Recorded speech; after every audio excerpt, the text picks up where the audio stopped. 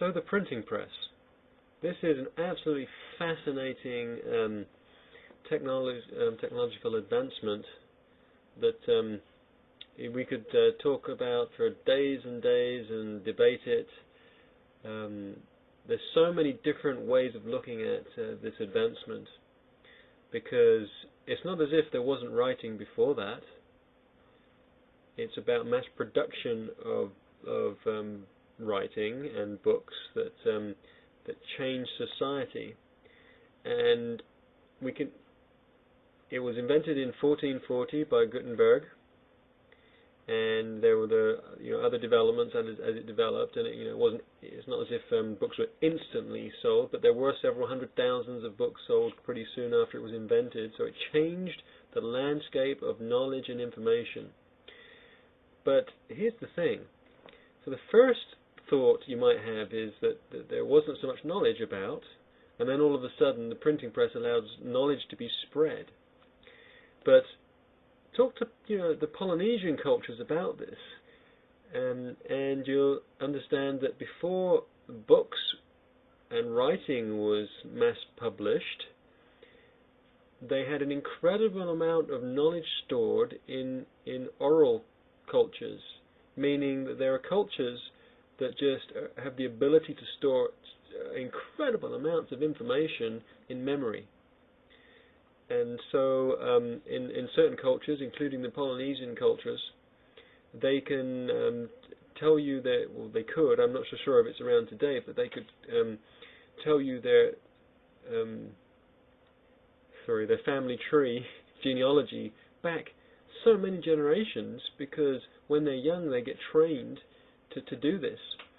And in some cultures, other cultures, knowledge was passed on where children were taught orally to memorize and memorize, and even the Bible. If they were in the upper classes or in the religious classes, that they would memorize these scriptures and memorize more and more and more and more, because they didn't have books.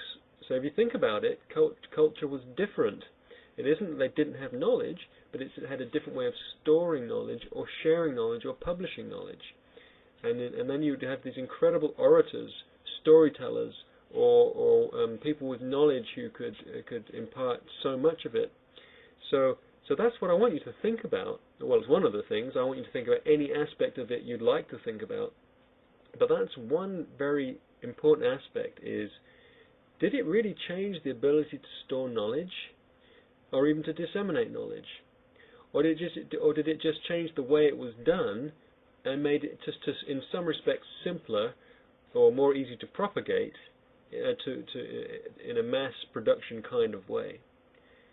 But I do want you to think about, to maybe rethink this idea about cultures not having much knowledge and then suddenly having loads of knowledge just because they could read books. But actually, the book actually killed certain ways of storing knowledge, like this oral repertoire, this oral memory, this verbal memory that they had, where they were taught and drilled into memorizing tons and tons of stuff. And that's the way they did store it. So once books come along, of course, if you think about it this way, if you've got a book, you start to think, well, I don't need to memorize it. So the way that the brain was worked and memory was worked changed. So that to me is very interesting in how it shaped and changed culture. It may have changed it in some negative ways. So it may be that brains were never as sharp again, or memory certainly was never as sharp again, because once we get gadgets and gizmos that can do something for us, well, we stop doing it the old way because it was harder to do it that way. But sometimes it's not always the best thing just to do things the easier way, because you have certain kind of maybe muscles or certain parts of your brain that are not being exercised in the same way they were before. Well, that may be there's a case for that, but there also might be a case that yes, it's true that in memory the brain was not being exercised in quite so many ways, but maybe the brain was able to be exercised in other ways that it was never before. Maybe the ability to read and read a lot changed the way the brain was exercised. So you see what I'm saying? There are numerous ways that could have affected culture, and we can see how it's got to today. But it's very difficult to go back and deconstruct all the ways that it happened, and it's not easy for us to see what it was like before it, because we really don't have access to that, and because history was done differently and written differently, and it was mostly the upper classes or the religious classes that were the ones that wrote the histories, and so we're not, we only have access to what they said about things and how the history that they wrote, and so these oral traditions and those that kept oral histories and these incredible oral verbal memories that they had, those have really been lost in a lot of cases. But I do advise you to speak to some older Polynesians and ask them about this principle, because there certainly are there are cultures with oral traditions which are really powerful and incredible in the amount that they store, and the depth and the color of their oral abilities and memories. So those are some of the things to think about. What is it we lost? What was gained? How did it change? And how does that change how people interact with one another? Without question, the mass production of books led to new classes forming. Before, and like I said, I'm just kind of thinking through my understanding of the situation based on what I've read, and I'm not a historian. You'll get to my more deeper knowledge when we get to the more modern technology. But what I do know, the things I've read and studied about this era in the printing press,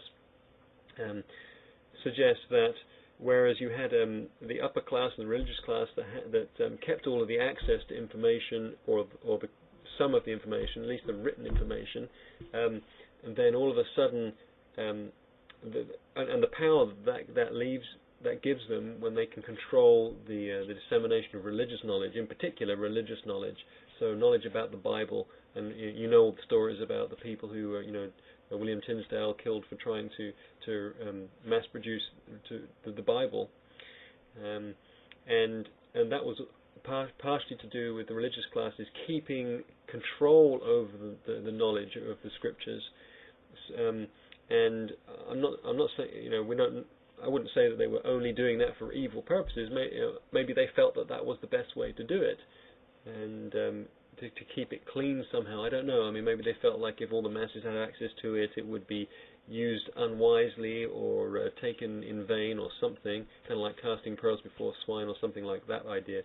But whatever the case, they certainly did have control over religious information and biblical information, and then after the Bible is mass-produced, then you've got these other classes who suddenly have access to written information in the Bible, able to read it for themselves and make interpretations for themselves, and feel more knowledgeable themselves about things that were previously kept to certain classes. So so certain classes emerge from that maybe didn't even exist before. Maybe a new class of those that could read and those that still couldn't read. So that's what I'm starting to say. There are so many different ways something like that could impact society. So watch all the materials that I'm giving you. Some are to read, some are videos, and then we'll move on to the assignments. But those are some of my thoughts that I just want to share with you, for you to start pondering about all the possible implications of a change like the printing press.